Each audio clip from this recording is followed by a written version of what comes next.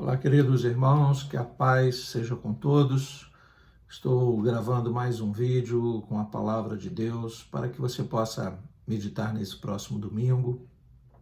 Seu coração se abra para a palavra do Senhor, que você volte-se para Ele, que você possa separar esse domingo que estamos aí impedidos, né, de estarmos em comunhão na igreja, que você possa meditar nessa palavra, que você possa fazer o seu culto, o seu devocional, o seu momento pessoal ou familiar, meditando nesta palavra comigo.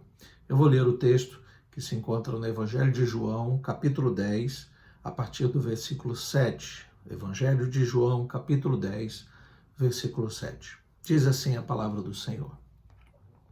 Então Jesus disse mais uma vez: em verdade lhes digo que eu sou a porta das ovelhas. Todos os que vieram antes de mim são ladrões e salteadores, mas as ovelhas não lhes deram ouvidos. Eu sou a porta. Se alguém entrar por mim, será salvo. Entrará, sairá e achará pastagem. O ladrão vem somente para roubar, matar e destruir. Eu vim para que tenham vida e a tenham em abundância. Eu sou o bom pastor. O bom pastor dá a vida pelas ovelhas. O mercenário, que não é pastor, a quem não pertencem as ovelhas, vê o lobo chegando, abandona as ovelhas e foge. Então, o lobo as arrebata e dispersa. O mercenário foge, porque é mercenário, e não se importa com as ovelhas. Eu sou o pastor, conheço as minhas ovelhas e elas me conhecem. Assim como o Pai me conhece e eu conheço o Pai. E dou a minha vida pelas ovelhas. Vamos orar, curva sua cabeça, feche seus olhos. Querido Deus e eterno Pai, nós somos gratos a Ti pela oportunidade de lermos a Tua palavra, de ouvirmos a Tua voz. Continua falando conosco, que essa mensagem possa entrar em nossos corações e nos capacitar a nos manter em comunhão contigo. Fala conosco, Pai. Assim te pedimos, te agradecemos, em nome de Jesus. Amém.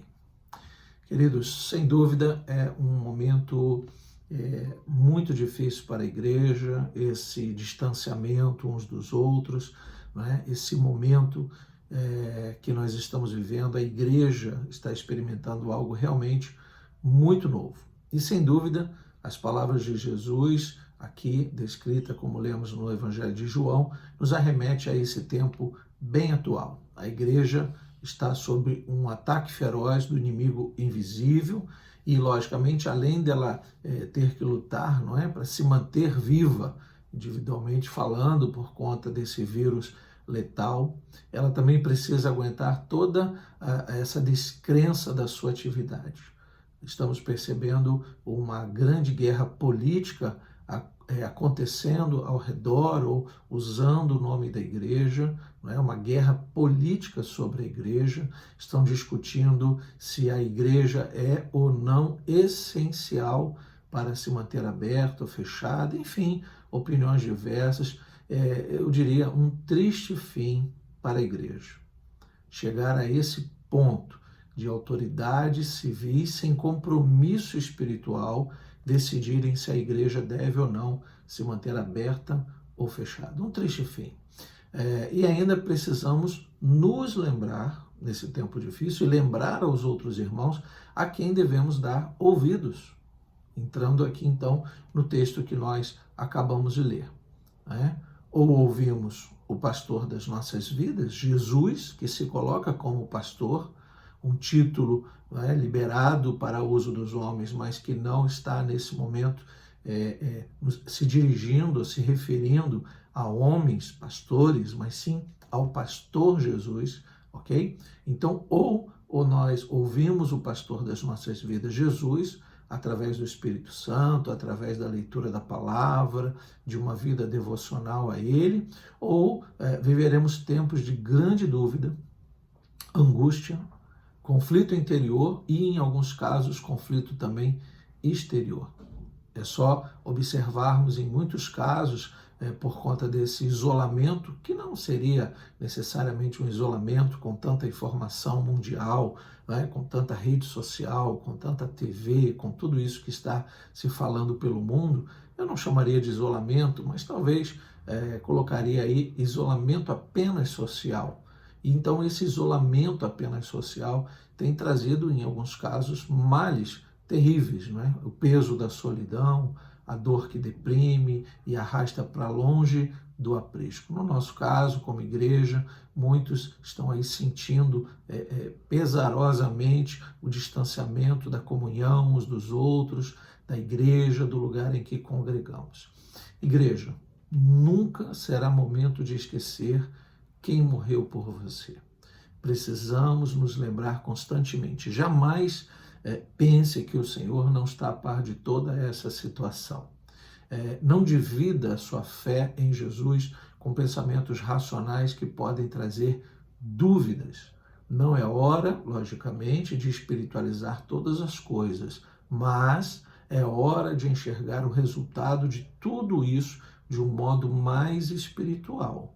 Precisamos, como igreja, nos lembrar que tudo isso vai passar. Tudo isso que está acontecendo vai passar, é apenas um momento, ok? Por exemplo, os não atingidos pela doença continuarão vivos quando esse momento passar. A pergunta que eu faço é: para que continuarão vivos? Para morrer mais tarde, porque este é o fim que nos foi dado. Desde a queda do homem, segundo Gênesis, o fim que nos foi dado foi a morte física, para depois experimentarmos de uma vida espiritual ou de uma morte espiritual. É um entendimento bem interessante, não é? Para quem gosta do assunto salvação, soteriologia, como chamam os teólogos. Então, os não atingidos, né, eles continuarão vivos. E os atingidos, por exemplo, que não morrerem, que pegarem a doença e se salvarem pela graça de Deus, pelo efeito dos remédios, por um milagre divino ou uma ação humana. Esses atingidos que não morrerem terão aprendido algo sobre, por exemplo, dependência. Nunca foi tão fácil entender o quanto dependemos uns dos outros nesse momento que estamos vivendo. Também temos a classe daqueles que serão atingidos e que morrerão, e que já terão sua chance de apresentar o relatório da sua vida, de tudo o que viveu, de tudo que esta pessoa experimentou enquanto viva, ok? E a vida seguirá para os que ficam. Como sempre, a passos largos para um fim de todas as coisas. Então, só então, depois que tudo isso se concretizar, é que entenderemos o propósito disso estar acontecendo, desse caos social, do mundo estar vivendo essa turbulência. Cada qual hoje pode dar o seu parecer, mas só depois, como nos ensina o apóstolo Paulo, que nós veremos face a face. Só depois teremos uma revelação da parte do Senhor sobre tudo isso que está acontecendo, não apenas no nosso estado, no nosso país, mas em todo o mundo. Voltando para o texto, quando Jesus fala, não é, das suas ovelhas que ouviriam a sua voz, de quem ele está falando? De nós. Quando estamos atentos espiritualmente e deixamos o curso da vida seguir. Ou daqueles que dispersarão em opiniões que vêm de todos os lados. De quem Jesus está falando? De nós. Não daqueles que estão nesse momento dispersos, né, e desacreditados, dando seus palpites, o achismo desse mundo. Jesus, quando fala no Evangelho de João que lemos sobre as suas ovelhas que ouviriam a sua voz, ele está falando da igreja, daqueles que estariam atentos à palavra dele, independente dos acontecimentos. Então, por enquanto, o que estamos vendo? Alguns que acreditam que já é o fim, outros que ainda não. E a igreja acaba se dividindo, se esfacelando, se dispersando, e uma vez a igreja dispersada pela dúvida, mais vulnerável estará para o ataque dos lobos. Os verdadeiros ladrões e salteadores se aproveitarão de tudo isso. Por isso eu digo, é tempo de voltarmos para Deus. Eu quero ler um outro texto que se encontra em Lucas, Evangelho de Lucas, capítulo 22, a partir do versículo 31. Lucas, capítulo 22, versículo 31, é um diálogo de Jesus com Pedro em momentos finais antes dele ser preso, morto e ressuscitado. Evangelho de Lucas, capítulo 22, versículo 31 diz assim: Simão, Simão, eis que Satanás pediu para peneirar vocês, se referindo a todo o seu grupo, como trigo. Eu, porém, orei por você. Veja que há um tratamento agora diferenciado, individual, pela vida de Pedro. Orei por você para que a sua fé não desfaleça. Entendemos que Jesus tem um propósito na vida de Pedro. E aí ele diz especificamente a Pedro: orei por você para que a sua fé não desfaleça.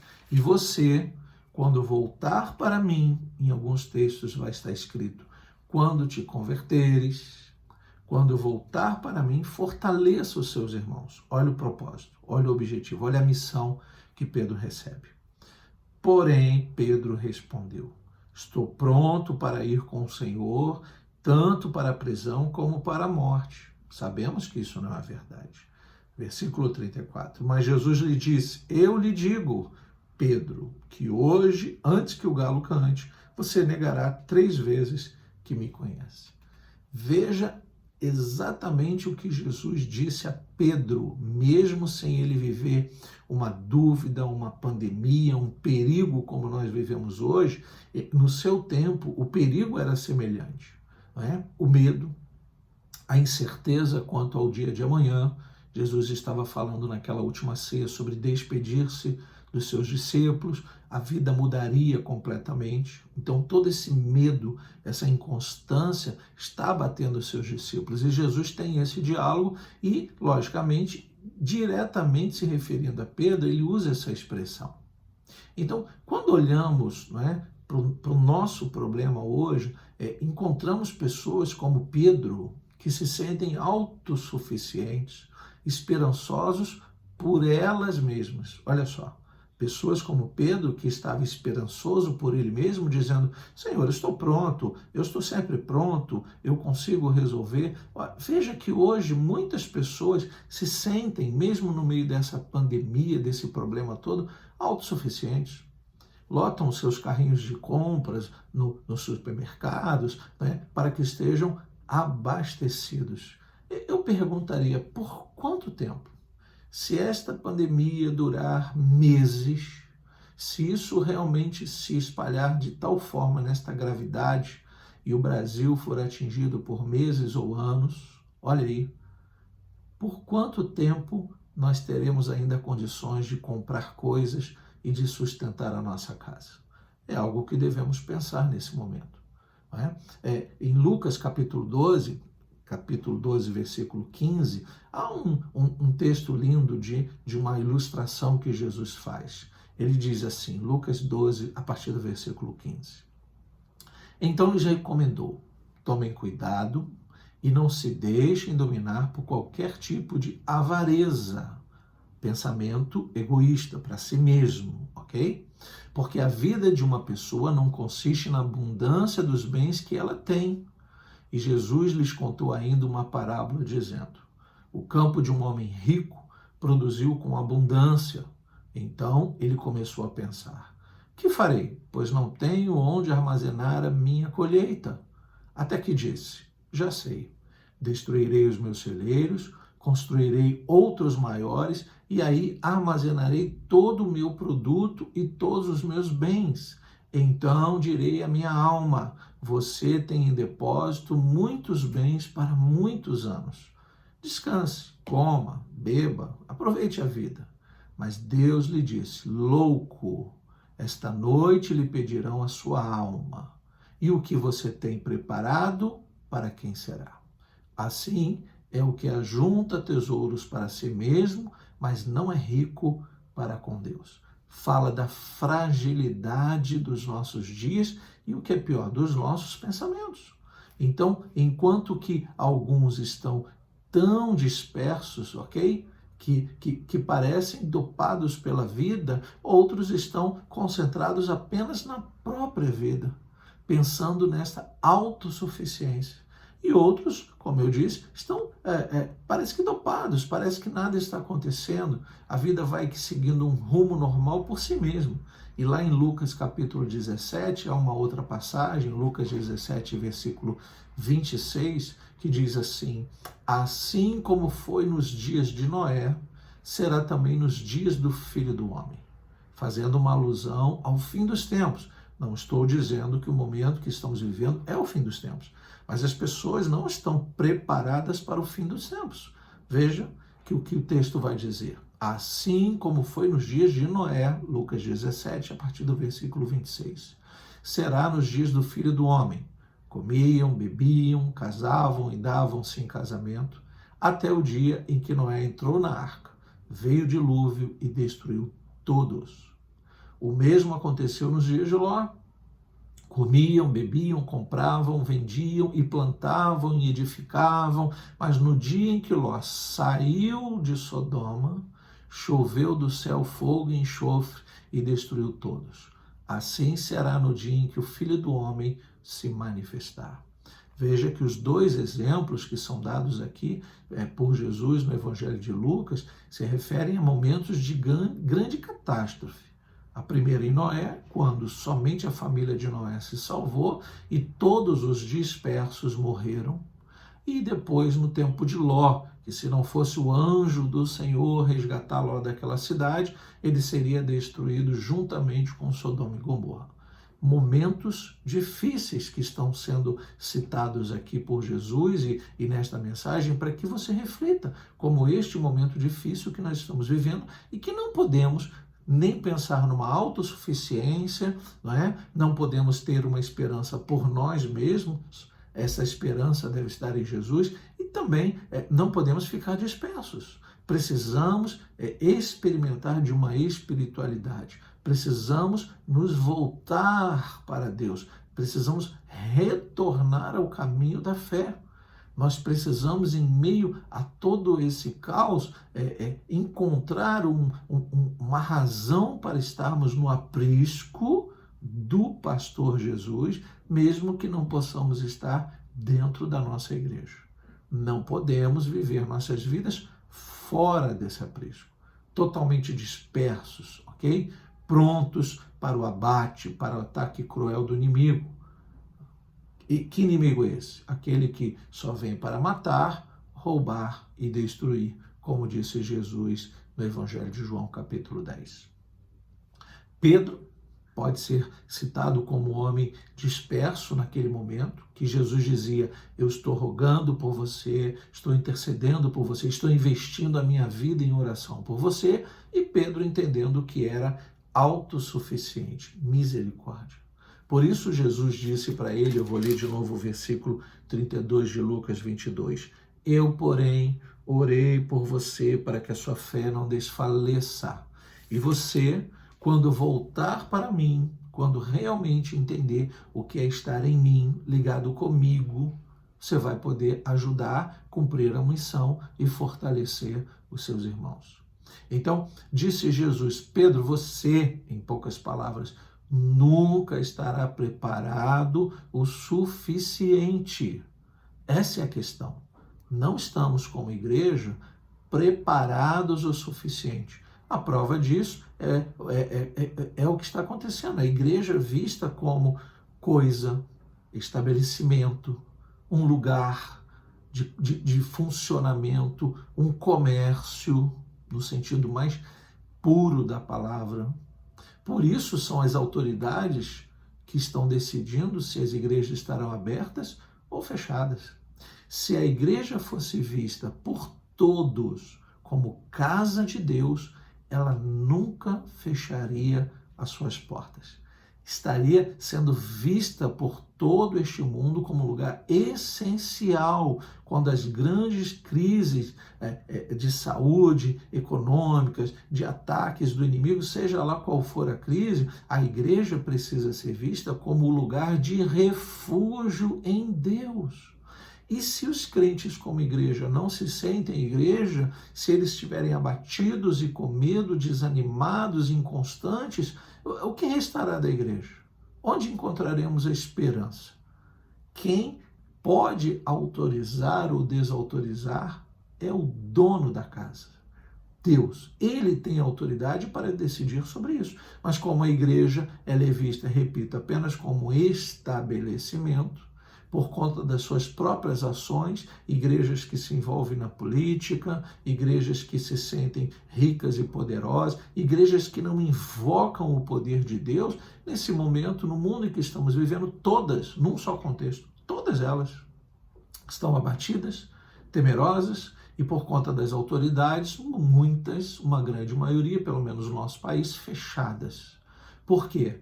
Porque a atividade não pode parar, mas a atividade não para nunca.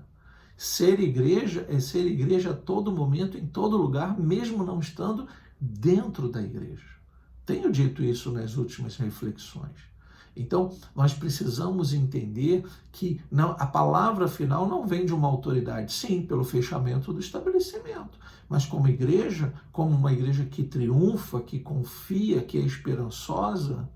Veja o quanto aqueles que não são igreja, olha aí, os que não são igreja decidem o que vai acontecer com a igreja.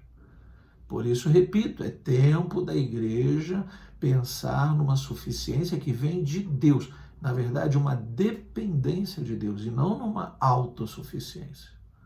Esses que não são igreja não entendem o que é voltar-se para Deus. Igreja está ouvindo essa mensagem. Você que é igreja está ouvindo essa mensagem. É tempo de ficarmos ligados com relação aos acontecimentos que nos abatem. É tempo de fazermos da nossa vida um devocional, uma vida voltada realmente para Deus, de pensamentos em Deus, de ações em Deus, e se mesmo estivermos impedidos nessas ações, pensarmos nas coisas de Deus. Lermos mais a palavra, proclamarmos um jejum, orarmos mais, viver um momento de vida contemplativa, de vida devocional a Deus nesses instantes que estamos vivendo. O que Jesus disse para Pedro, como nos diz hoje, como o bom pastor: eu orei, eu roguei, eu intercedi por vocês. Para a igreja. Para Pedro ele disse especificamente: eu intercedi. Então, é como se Jesus dissesse para todos nós hoje como igreja: vocês só estão de pé, vocês ainda se veem como igreja, porque eu intercedo por vocês. E essa palavra se aplica, logicamente, a toda a nossa vida, porque dele, por ele e para ele são todas as coisas. Qual é a parte que a igreja ainda não entendeu? Não fomos capazes de perceber com tudo isso que é tempo de nos voltarmos para Deus. Não percebemos isso ainda. Tudo isso que está acontecendo tem um motivo de acontecer. Tem um porquê, que talvez você encontre respostas nas estatísticas, nos livros, na ciência, nas profecias, mas precisamos, ao invés de buscar apenas uma resposta para tudo isso, nos prepararmos para aquilo que está por vir. Por isso precisamos estar atentos e ligados, não dispersos. Que seja para nós, como igreja, tempo de despertamento e preparo. Por que preparo? Porque temos declarado nas nossas igrejas que o melhor de Deus está por vir. Para quem? Para os seus. Então eu posso afirmar que o pior também ainda está por vir para aqueles que não deram ou não darão ouvidos à voz do seu pastor, à voz do bom pastor, à voz de Jesus. Então eu repito, igreja, é tempo de nos voltarmos para Deus. Você vai tomar as decisões necessárias debaixo de uma obediência às autoridades. Você vai conduzir a sua vida, se é reclusão em reclusão, se é liberado, liberado, mas com o cuidado e a atenção devida às coisas de Deus. Porque isso que está acontecendo não é por acaso, não é apenas uma ação humana ou um descuido humano de um determinado país, de um grupo de pessoas, não é apenas um ataque, ok, bacteriológico. Isso tudo é uma consequência de algo que Deus lá na frente vai revelar. Preste atenção, como igreja, precisamos estar ligados, despertados por todo esse mal, percebendo que não podemos nos dispersar e sair do aprisco de Jesus.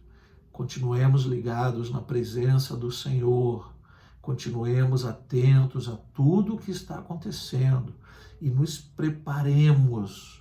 Vamos nos manter preparados em oração, em jejum, rogando, clamando pela misericórdia do Senhor, não apenas a nossa casa, a nossa família, os nossos vizinhos e amigos ou a igreja, mas há muitos que ainda, nesse momento difícil, ouvirão falar de Jesus, que ainda se renderão a Jesus, que ainda experimentarão de uma esperança renovada que está em Jesus.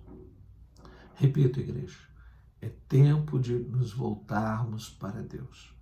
É tempo de observarmos as coisas de um modo espiritual.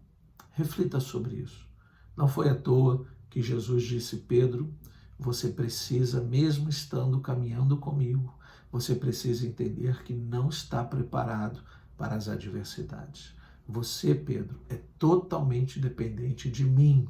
Sem mim, nada podeis fazer. Se nós contextualizarmos esse diálogo de Jesus com Pedro, nós vamos ver que Pedro, que representava a igreja que iria iniciar através das reuniões com seus irmãos, discípulos de Jesus, após a assunção de Jesus aos céus. Então nós vamos entender que esta palavra se aplica a nós no dia de hoje. Precisamos estar devidamente atentos, ligados, preparados nele, capacitados por ele, voltados para ele, convertidos a ele. Vamos nos voltar para Deus.